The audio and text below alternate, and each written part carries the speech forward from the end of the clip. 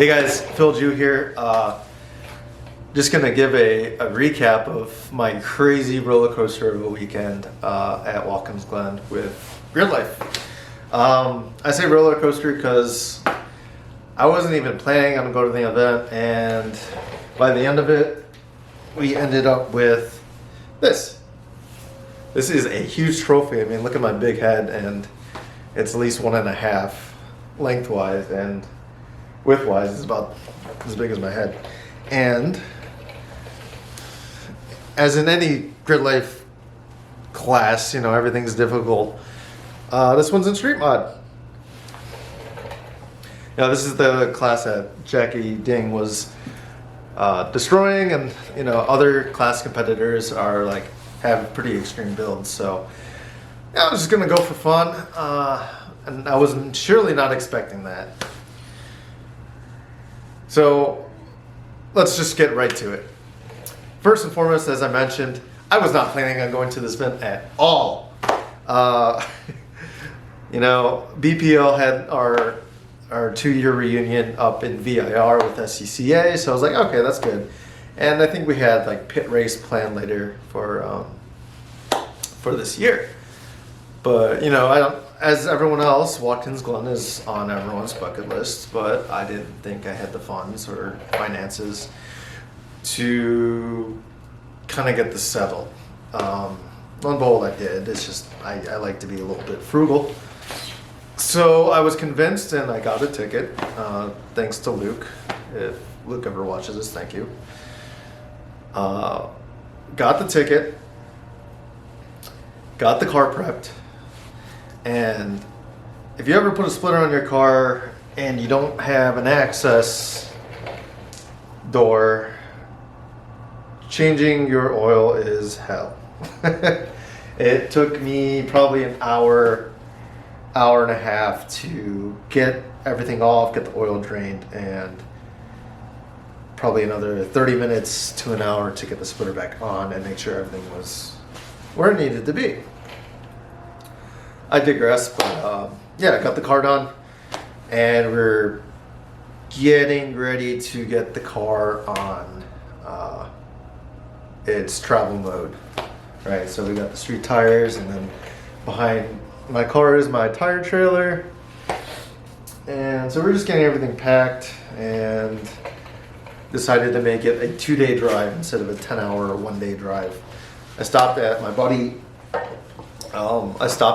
Lyle's place. He ran Club TR this weekend. Also did very well. He also placed P3, but as Club TR is, they are very, very, in my opinion, builder and very good drivers. So he definitely killed it. Again, I'm digressing. So two days travel, so 5 hours and 5 hours, and a huge thanks to Lyle, his wife, and his family, just because that definitely made my trip more manageable. And from then on, we got to the Glen. We got 2 dry sessions, but both of those were practice sessions. And then our third session was right when it started raining. So it was kind of that mix area where you still had grip, but it was slowly getting out of reach to do any times. So that places me P6, right? So I'm pretty stoked. It's a class of 11 or 12. I'm like in the midfield in all these built up cars. Even in a damn session, I feel like I should have been lower on the list. However, that session I had a bit of traffic, and at the time I was really heated on my stories. I was like, screw this Corvette, blah, blah, blah. Mainly it was my fault. I should have pitted. Jackie Ding had told me I should have pitted, and you know, at first I was like, no, like you should have got out of my way. But after cooling down and after the event to think about it, I should have pitted. I tried to give myself a gap instead of pitting because I knew we were pretty much at the latter part of the session. So if I pitted, I might have been just given the checkered as soon as I got out. That's my one and only excuse there, but I should have pitted earlier. Once I had noticed that this guy's pace was just off for the session. He's really a really fast driver, but I think with the car hitting a wall that session, it kind of spooked him. Maybe not. I'll have to talk to the guy. I've never talked to him, never met him. I had a vendetta against him at first, and now I'm sorry. I'm sorry if that reached anyone and left a sour taste in anyone's mouth. It was just super heated. I haven't been like that in a while. But again, back to the story. P6. I'm in P6 by 1300ths of a second. Like, this is insane. Like, I've never been this close. And with podium sprints, it's only the top 5. So the top 5 get to battle for the podium, and 6 all the way back to last in your class will go out the next day and compete for the rest of the points. So I'm pretty bummed, you know. I'm going through the day. I'm like, this is my first time in street mod. I'm farther than I expected, but I want more. I'm being greedy, and I'm like in that zone where I'm just like so focused. I'm trying to get to the podium sprint because I know I'm pretty decent in the wet. To the point where I could have gotten a podium. So I was like, man, I wish I could get in this podium sprint. I tried to weasel my way in with Adam Jabay, I will be honest. He said no, and that's fair. I mean, podium sprint is supposed to be top 5. Why would you include the top 6? And I'm talking to the person that currently has P1, and he told me he got DQ'd. And my heart's like, what? Like, how does that happen? Obviously a protest, but I heard that he got protested. I didn't believe it. I checked out his car. I didn't understand what the protest was about. And then I think he explained it where his lip was illegal because it like adds an extension of the splitter. So that's a bummer. I looked at it and it makes sense, but I don't know. It's if you don't have proof of the split of the lip being an OEM part, I don't know. It's kind of like saying, oh, my Nismo. Let's see if I can move this. Oh, my Nismo bumper here. So you can make real quick. You can make replicas of OEM parts. Carbon fiber, fiberglass, whatever. But if they're not like if you can't have like proof that's an OEM part, then I guess you're kind of shit out of luck. But you know, if you see, not even centered. Sorry, guys. So you could see my bumper here. Well, can't find my finger. Has a lip here, but this is OEM. This whole thing is an Nismo V3, and obviously I really don't need proof for that, how recent these things are, but this is actually an OEM part. It's not a replica. My buddy had it on his twin turbo Z. He needed a V setup radiator, which is like a slanted radiator up front, so he sold me his. But it was a silver Nismo V3 bumper, and I have I'm not sure if they removed it, but there was a on the inside like a Nismo plate in Japanese. But so he got DQ'd, which bumped everyone up one spot, and that got me into podium sprints. And it was weird because I was talking to the guy that DQ'd, and then the tech guy or the official from Gridlife was like, "Hey, you're in the podium sprints now," and I was just like, "What?" Okay, I didn't like put one and one together. Like I thought they were just gonna run top 4. Nope, they included me. So I luckily got into the podium sprints, and I thought I was late because they already called the podium sprints up to start lining up. Luckily, again, they called Sunday Cup first, and then Club TR, Street GT, then it was us. But I was in a rush to get to grid because I thought I was late, and I was just sitting in grid, like all pumped up and like just sitting there, like with all this adrenaline, because I'm like, oh my god, I'm in podium sprint. Just sitting there.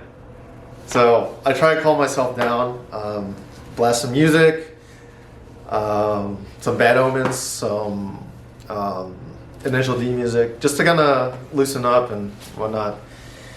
And everything was going smoothly, and I went to hot pits in the pits, and they sent me out. I'm like, okay, this is just like how I ran with CART, Connecticut Autocross and Rally Team, and COM SCC up in Massachusetts. Basically outlap, 2 hot laps, right back in. However, because there was a time constraint, I think, they started sending out cars more and more, and they put me in front of Ito Waxman on his hot lap, and there's a lot of spray coming from my car, so it's hard to see behind me. He starts flashing his lights. I think I saw a car behind me on my outlap, and luckily I saw him go on the outside. He takes the inside to finish his first lap. And then I do my two flyers in the wet. Pretty non-dramatic there. But then on my cool down lap, which I'm not really doing a cool down lap, I am like trying to haul ass so I'm not in anyone's way. Nick Kors in a Civic is just on my butt on the outer loop, which is right after the bus stop. And I'm like, oh no, this is like the worst spot for anyone to catch me. And if you don't know, if you hold up a competitor, you get DQ'd. So I was like really nervous, like on my outlap. I was like, oh no, he's not my outlap, my inlap. And I'm like, oh no, he caught me. I might get DQ'd. So I hug, because in the wet, you know, you take an inside line most of the time, and that's where all the compression and all the tire builds up. I took the inside line and I gave the biggest point by of my life. I was like, go on the outside. And he just runs it on the outside and puts a significant speed over me. And from then on, I'm just like trying to haul my butt back into the pits. You can even see it on the stream. Maybe as I'm talking about this, I put it up. But it was such a hectic podium sprint for me. But you know, I'm coming back to pits. I'm like, man, those laps were not good. You know, I got loose in the braking of the turn 1. I got sideways like in the carousel or on the laces. So I was just like pretty bummed. And BPL, Lyle, VJ, and Justin come up to me, and they're like, "You did it!" And I was like, "What? There's no way." I felt like those laps were pretty bad. So I check Race Hero. They have my times. They have the 2 fastest guys' times, but they don't have the other 2 times that I had to beat. And I was like, man, they probably did get me. But I go to the stream, and you know, the stream's caught up with TrackMod at this point, which is after us. And I see their times, and I'm like looking at it, and my God, I made P3. I am super stoked. But I'm still in like this realization that is happening, right? It's like coming to me slowly, not happy. And we nailed it. We got P3 in a class that is, on average, probably double the horsepower that I have in this car. So, lesson to be learned, I need rain tires. And if it's gonna rain a weekend and you feel like you don't want to go, I will buy your ticket. But yeah, that was pretty much the roller coaster of my weekend, ending on a high. And then as I'm leaving for my way back home, I take the wrong route out of Watkins Glen. I should have took on I-86 coming from the west, you should be getting off at exit 42. I was heading towards exit 40.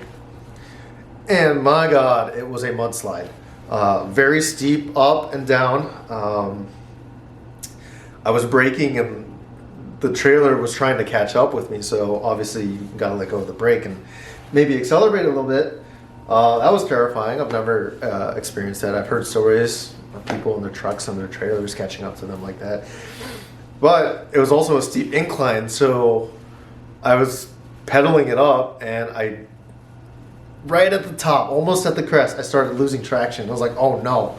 So I put in lower gear and started trying to keep it where it would not slip as much, and my gosh, that was terrifying, because who knows, a trailer, a Z attached with a trailer going backwards, that would have been absolutely terrifying. And then pretty much smooth sailing on the way back home, except for more rain. So it was a wet weekend. Pretty happy I went, so thank you, VJ. Thank you, Justin. Thank you, Lyle, for convincing me. Thank you, Luke, for selling me your ticket. And yeah, it was a great weekend. The car's back. Actually, the next event I was planning on going to is this weekend, NCM, with SCCA. It's their time trial national tour event, not the actual nationals. However, my front upper control arm bushing is shot. We noticed it right after the podium sprint. No, actually right before the podium sprint. It's not bad, but to do another trip and race on the track with that bushing like that, it's only got a little bit of play. The deflection's probably a quarter of an inch, but I don't want to push it, especially if I'm traveling to 6 hours. But yeah, that's my roller coaster of a weekend, and if you made it this far, thanks for watching. We're gonna try and get back out there soon. My next real event after that was supposed to be NCM. It's probably gonna be in July with Indy Region SCCA. They have a regional series that they're doing, which is supposed to be part with next week's event. But again, upper control arm, I can't complain. Those things were old when I bought them from off of someone, and they're probably 2 to 3 years of hard use now. So thank you for watching. If you want to subscribe and hear more stories, I got plenty of them. I have some stories from VIR that I still haven't told earlier this year, and maybe that'll be the next video. So peace out. Thank you for listening. I'll see you next time.